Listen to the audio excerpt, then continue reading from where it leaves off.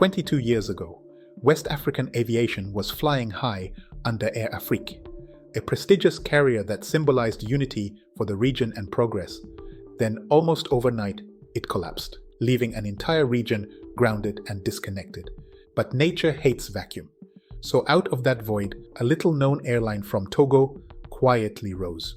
In just over a decade, ASKY has become West Africa's hidden giant, connecting 29 destinations across 26 countries, while bigger airlines collapsed under debt and mismanagement. In this episode, we are diving deep to understand how did this small carrier defy the odds and manage to thrive in one of the world's toughest aviation market. ASKY's success starts with a brilliant three-pillar business model that turns challenges into competitive advantages. For the first pillar, they've mastered the art of asset-light operations. While other airlines tie up massive capital in aircraft ownership, ASKY operates a modern fleet of 16 Boeing 737, primarily through strategic leasing arrangements. Why buy when you can lease the latest and greatest? This approach gives them operational flexibility and faster fleet renewal, allowing them to add at least 2 aircraft annually without the crushing debt that has killed so many African carriers. Their fleet strategy is particularly clever. In 2024, they gradually started to phase out older Boeing 737 in favor of the ultra-efficient 737 MAX. These newer aircraft not only save fuel, but are quieter, more comfortable, and significantly cheaper to maintain, saving money every single flight. The second pillar is their hub-and-spoke network centered on Lomé International Airport. Now you might wonder, why Togo? Lomé sits at the geographic sweet spot of West Africa, nearly equidistant from major African cities. Before ASKY, traveling between African capitals often meant bizarre detours through Paris or London. Imagine flying from New York to Boston via Tokyo. That's what intra-African travel used to look like. But ASKY model consolidates passenger traffic efficiently and creates a strong network effects. Each new destination not only adds one route but connections to every other destination in the network, making it grow much faster than it seems. Today, ASKY handles an astounding 97.3% of Lomé's 1.5 million annual passengers, making them virtually synonymous with the airport itself. The third pillar is their relentless focus on digital customer experience. In a continent where mobile payment systems revolutionized banking, ASKY recognized that African travelers wanted the same convenience in air travel. Their mobile app and website offer everything from booking to check-in to WhatsApp customer support. But here's the smart play. Every digital transaction cuts distribution costs that can eat up to 15% of an airline's revenue in traditional systems. But the real secret sauce is strategic partnerships, and one in particular towers above all others. Ethiopian Airlines doesn't just collaborate with ASKY. From its inception, they provided management expertise, technical support, maintenance, training, and holds a significant equity stake in the West African airline. Like having a successful older sibling who's already figured out the aviation business and is willing to share absolutely everything they know. And sharing they did. Ethiopian positions Lomé as their second major African hub, complementing Addis Ababa and extending their reach into West and Central Africa. For ASKY, this partnership provides access to Ethiopia's global network, allowing passengers to connect from Lomé to destinations like São Paulo and New York. It's a clear win-win that would make even the shrewdest business school professor proud.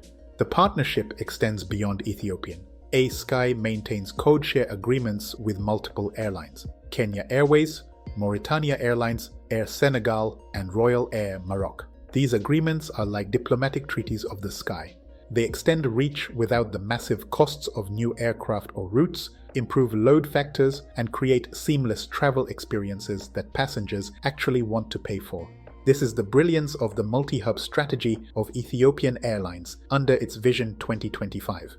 Establish equity stakes, joint ventures, and code-share agreements with various regional African airlines to expand its network reach across the continent. This philosophy is one of cooperation over pure competition, leveraging partnerships to build a stronger, more connected Pan-African air transport network rather than competing solely on individual routes.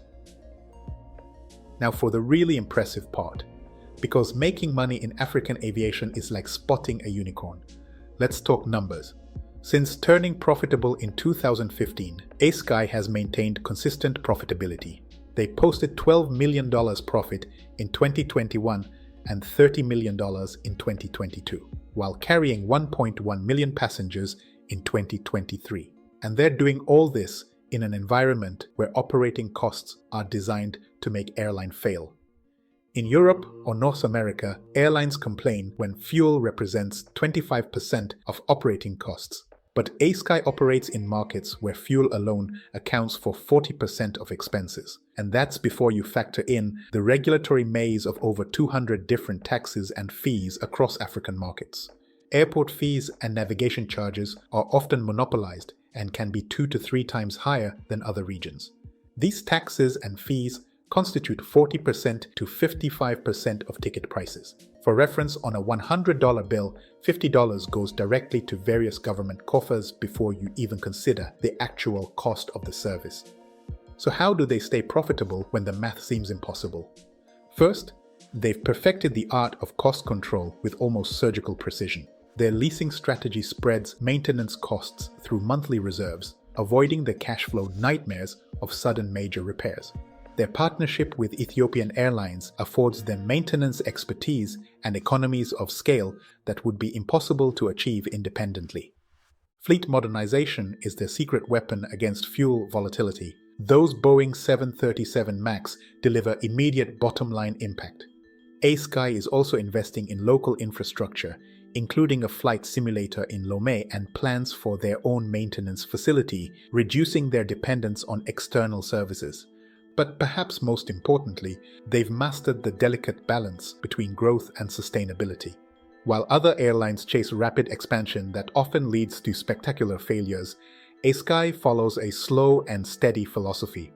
They carefully test new routes with indirect flights before committing to direct service, manage capacity to sustain profitability, and expand only when the numbers make sense. Their financial risk management reads like a masterclass in airline economics. The result?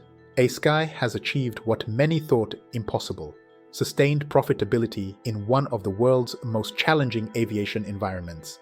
They've proven that with the right strategy, partnerships, and discipline, even the toughest markets can yield great success. ASKY market position today is nothing short of remarkable. They've essentially become the circulatory system of West and Central African aviation, pumping passenger traffic through routes that simply didn't exist before. Their competitive advantage lies in solving a problem that plagued Africa for decades: connectivity. Recently, they achieved a milestone that underscores their dominance: complete coverage of all West African capitals with their new Nouakchott route. But ASKY isn't stopping at West Africa. Their expansion strategy is methodical and ambitious, targeting underserved markets across North, East, and Southern Africa. Khartoum, Cairo, Casablanca, Kigali, Zanzibar, and Lusaka represent the next phase of their continental vision. The exciting part is their long-term ambition to include intercontinental routes using Boeing Dreamliners. Soon, we could see Lomé connected directly to European and Asian cities, eliminating yet another layer of inconvenient connections for African travelers. Now, I'd like to zoom in on one of the many differentiators of ASKY in comparison to other Ethiopian Airlines joint ventures: the Togolese government. It holds just 14%, a minority stake acquired in 2023. So, Ethiopian Airlines manages ASKY under a strong management contract and holds a significant share. But the silent source is the other partners. Multiple investors and development banks are involved, making the Togolese government's participation more strategic in support than anything else. Togo has the ambition to become a regional aviation hub, but operational control largely resides with Ethiopian Airlines. In contrast, the partnership in Zambia, for example, involves the Zambian government as majority shareholder, and Ethiopia's role is to provide technical and operational expertise with less control. This joint venture structure is replicated in most countries where Ethiopian Airlines is involved. Malawi, Air Congo, and failed Nigeria all follow the model where the governments hold majority ownership. Ethiopian Airlines carefully structures these partnerships based on local governance, investment appetite, and strategic goals, often maintaining strict management control to ensure operational success. Looking ahead, ASKY future appears bright precisely because they've built their success on sustainable fundamentals rather than risky shortcuts. Their disciplined growth approach, strong partnerships, modern fleet, and skilled management position them perfectly for continued expansion. Every new route facilitates trade. Every successful flight proves that African aviation can compete globally while serving African needs.